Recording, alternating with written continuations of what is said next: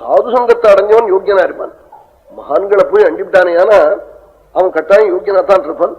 அதைத்தான் பட்டத்திரி குருவாயூரப்பனை பார்த்து காட்டாள் நாராயணியத்திலே. குருவாயூரப்பா, நீ கபிலாவதாரம் பண்ணினியாமே தேவஹூதிக்கு, அம்மாட்ட 5 வயசு குழந்தையா அம்மாவுக்கு பக்தியோ கொஞ்சம் சொல்ற போது என் ஜென்மா கரையறணும், பக்தி வரணுமே, நான் என்ன பண்ணுவேன்னு அம்மா உன்னை காட்டாளாமே. நீ சர்வேஸ்வரனான நீ நான் பக்தி தரேன்னு சொல்ல முடியாமே. அம்மா அது என்னால கொடுக்க முடியாது. மகான்களோட கூட கூட ஓடணும், பகவத்குணம் காக்கணும்.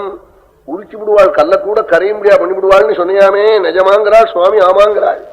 மகதனுகமலப்யா பக்திரேவாத்ர சாத்யா கபிலதனுரிதித்வம் தேவஹூத்யைன்யகாதீ.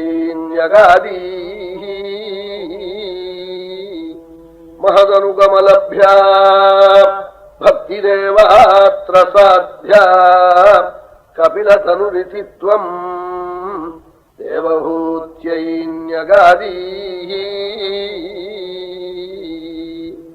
மகான்களை போய் அண்டனம். பகவானை பத்தி வர்ணிப்பாள். சர்வேஸ்வரன், கருணாநிதி, ஆபத் பாந்தவன், வேணு விலோலன், கோபிகா ரமணன், தேவதேவன், தயாநிதின்னு சொல்லுவாள். வரதராஜன் சொல்லுவாள். சொன்னதே என்ன தோணும் தெரியுமோ? ஆஹாஹா, பகவான் வரதராஜனா, அவன் தயா சமுத்திரனா, ஆபத் பாந்தவனா, அவன் காலை பிடிப்போம் நமக்கு தோணும். அப்படி சாதுக்கள் சொல்லி சொல்லி சொல்லி மனசை கொண்டு போய் சுவாமிகிட்ட வச்சு விடுவாள். இது துறவிகளுக்கு கிடைக்காத பாக்கியம் சாது சங்கத்தினால் நமக்கு சுலபமா கிடைச்சிடும்.